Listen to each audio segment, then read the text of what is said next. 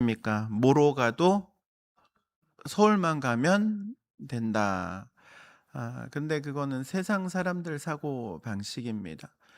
우리 믿는 사람들은 뭐로 가도 서울만 가면 된다 이러면 안 돼요.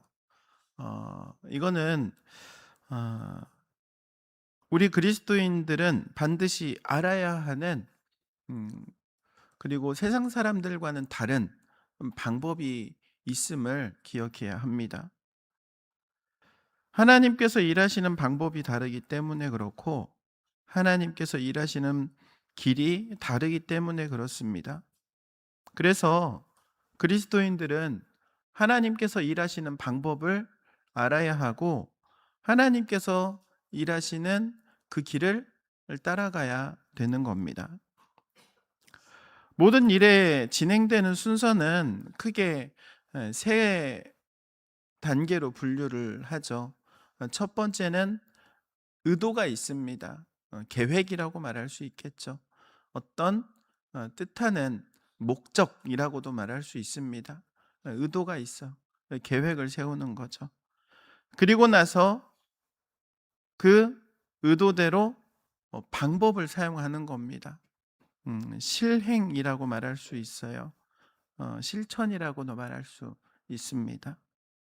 그리고 나서 마지막 결과가 있는 거죠.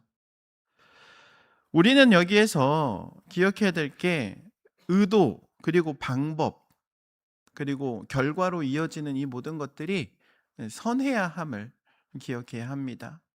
그러니까는 선한 의도로 선한 방법을 사용해서 선한 결과를 맺어야 되는 거죠.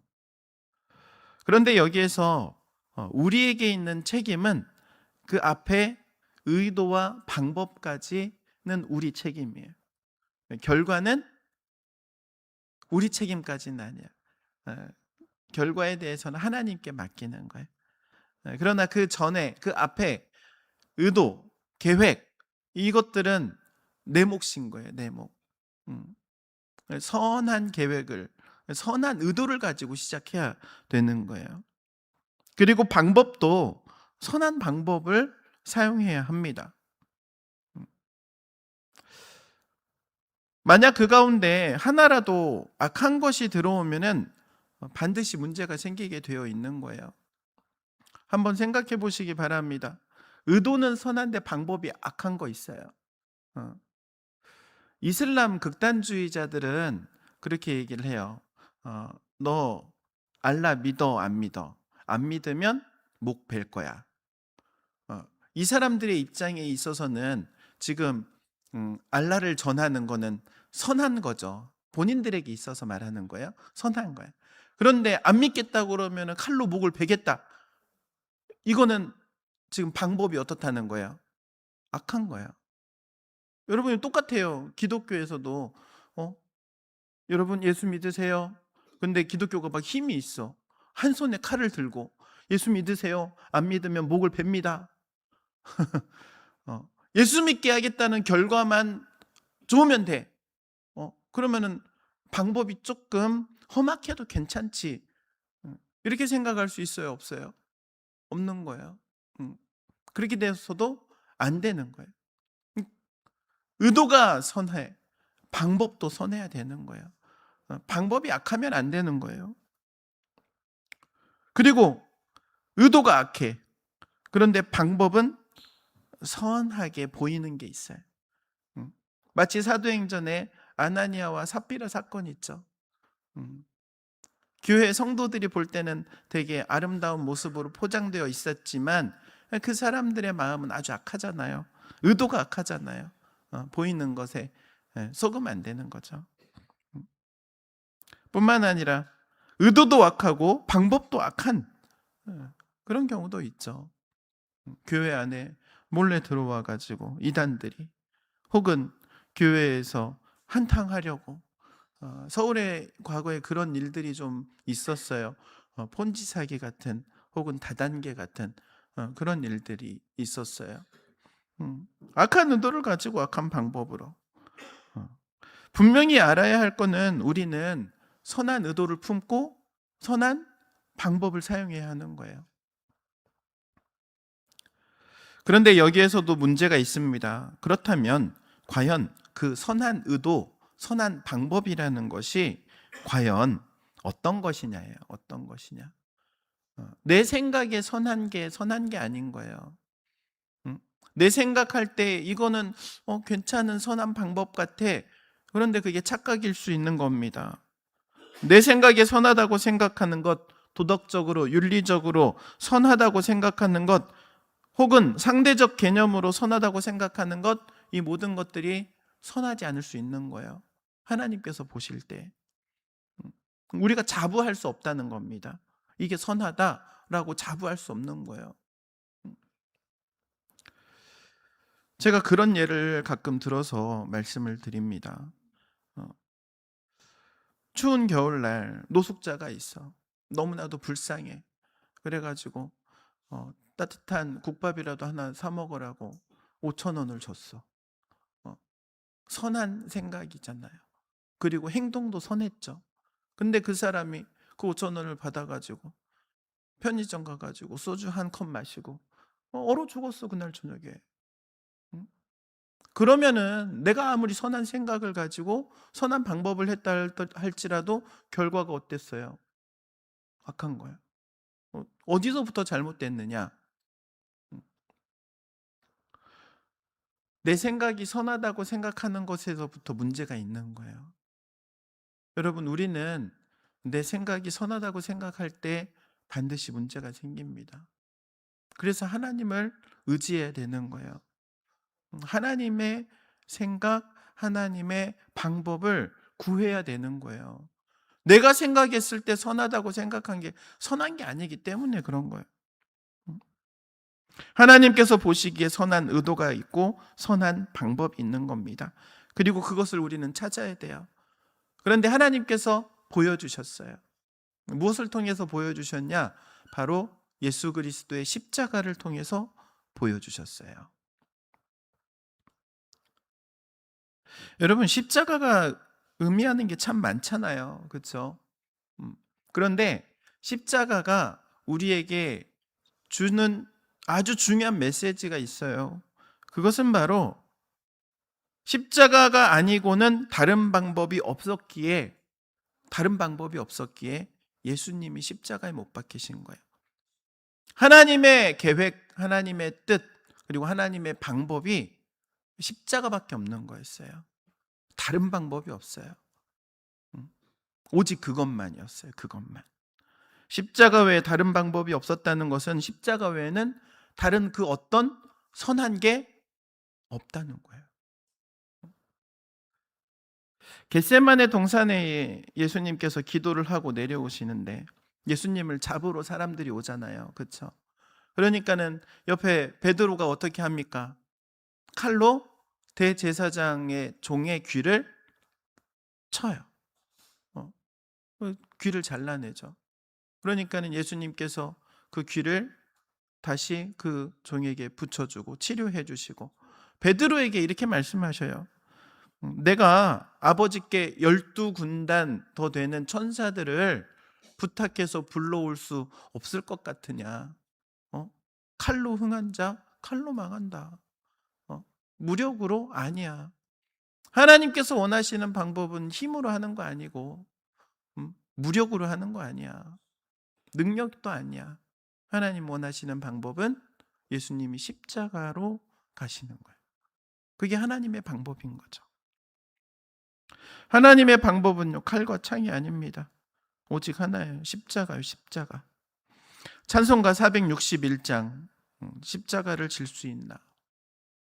십자가를 질 수 있나? 주가 물어보실 때 죽기까지 따르오리. 성도 대답하였다. 여러분, 주님께서 십자가 질 수 있냐고 물어보실 때 제가 십자가 지겠습니다. 그 대답할 수 있습니까? 십자가를 질 수 있느냐라고 물어보실 때 내가 십자가를 지겠습니다. 찬송으로는 하기 쉽죠. 찬송으로는. 찬송가 461장. 부르기는 쉽지만 과연 우리는 그 방법을 따라가고 있느냐는 거예요. 주님께서 원하시는 방법이 십자가라고 하셨는데 과연 나는 십자가를 따라가고 있느냐? 하나님께서 우리에게 구원자로 예수님을 보내주신 것은 우리에게 구원자가 필요하기 때문에 그런 거잖아요. 만약에 우리에게 있어서 돈이 필요하다면 사업가를 보내주셨을 거예요. 우리에게 힘이 필요하다 그러면은 장군님을 보내주셨을 겁니다. 혹은 우리에게 권력이 필요하다고 했으면 아주 좋은 정치인을 보내주셨을 거예요. 그러나 우리에게는 구원자이신 예수님을 보내주신 거예요. 그리고 우리를 구원하시기 위해서 하나님께서 사용하신 방법은 오직 하나예요. 십자가. 그 십자가 안에 하나님의 의도와 방법이 다 들어가 있는 거예요. 예수님은 십자가라는 방법을 통해서 하나님의 뜻을 이루신 겁니다. 오늘날 많은 그리스도인들은 그런 기도를 하죠. 하나님의 뜻이 어디에 있습니까? 하나님의 뜻은 십자가에 있는 거예요. 답은 쉬워요. 하지만 그 답을 따라가지 않으니까 내가 원하는 답을 따로 찾으려고 하니까 어려운 거예요. 하나님의 뜻이 어디에 있습니까? 십자가에 있는 거예요. 십자가. 예수님께서 이렇게 말씀하시죠. 누구든지 나를 따라오려거든 어떻게 하라고? 자기를 부인하고 자기 십자가를 지고 나를 따라오너라 그러죠. 십자가를 진다는 것은 두 가지를 말합니다. 하나는 자기 부인이 있는 거예요. 자기 부인. 나라는 존재에 대해서 하나님 앞에 하나님 저에게는 아무런 선한 것이 없습니다 라는 걸 인정하는 거예요. 나에겐 아무런 능력도 힘도 없습니다 라는 걸 인정하는 거예요. 나를 부인한다는 것은요, 나를 있는 모습 그대로 하나님 앞에 내어놓고 나는 연약한 존재라는 것을 인정하는 거예요. 뿐만 아니라 내가 이제 나의 중심에서 주님 중심으로 바꾸겠다는 것을 결단하는 거예요. 다른 게 아니에요. 자기 부인. 나를 부인하는 것. 나를 내려놓고 내가 있던 내 자아의 자리에 주님의 주인의 자리로 모셔드리는 거예요. 그래서 우리가 예수님을 고백할 때 뭐라고 고백합니까? 주님이라고 고백하잖아요. 주님. 나의 주인님. 그 이유가 거기에 있는 거예요. 나를 부인하는 첫 단계. 예수님이 나의 주인이십니다. 나의 주님이십니다. 사도 바울은 그래서 뭐라고 말합니까? 육체의 정욕과 탐심을 십자가에 못 박았느니라 그러잖아요. 내가 가지고 있는 내 육신의 정욕들, 내가 가지고 있는 내 생각들 다 예수님의 십자가에 다 못 박아 버렸고 이제는 나는 주님께서 주시는 생각을 품고 살아가겠다 그러잖아요. 갈라디아서 2장 20절. 성령의 소욕을 따라 살아야겠다 다짐하잖아요. 그게 자기 부인인 거예요. 자기 부인. 그리고 두 번째, 자기 십자가를 지고 따라오라고 합니다. 너의 십자가 그것 지고 따라와. 이거는 자기 희생을 말하는 거예요. 희생. 주님께서 우리를 위해 십자가를 지신 것은 자기 희생이잖아요. 생명을 내어놓은 거예요. 하나님의 뜻을 이루기 위해서 자신의 가장 소중한 생명을 내어놓은 거예요. 오늘을 살아가는 그리스도인들에게 그런데 자기 부인이 없고 자기 희생이 없는 거예요. 희생하려고 하지 않습니다. 희생에는요, 세 가지가 반드시 따라가게 되어 있죠. 헌신이 따라가게 되어 있습니다. 그리고 순종이 따라가게 되어 있어요. 그리고 그것을 이루기 위해서 사랑이 따라가게 되어 있는 거예요. 여러분, 우리의 삶의 모습 가운데 과연 나의 신앙의 모습 가운데 과연 십자가가 있느냐? 한번 생각해 봐야 되는 문제. 예수님께서는요, 십자가를 통해서 하나님의 뜻을 그리고 하나님의 그 일을 이루셨어요. 오늘 성경 말씀에 보니까 다 이루었다 그러시죠. 하나님의 뜻을 다 이루었다는 거예요. 무엇을 통해서? 십자가를 통해서.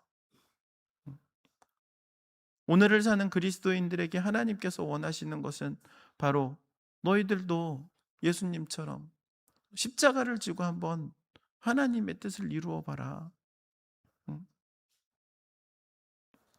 여러분의 가정을 혹은 여러분의 사랑하는 형제자매, 일가 친척들, 그들을 위해서 그들의 영혼을 구원하겠다고 기도는 하지만 과연 그들을 위해서 얼마만큼 희생하고 계십니까? 여러분이 기도하는 만큼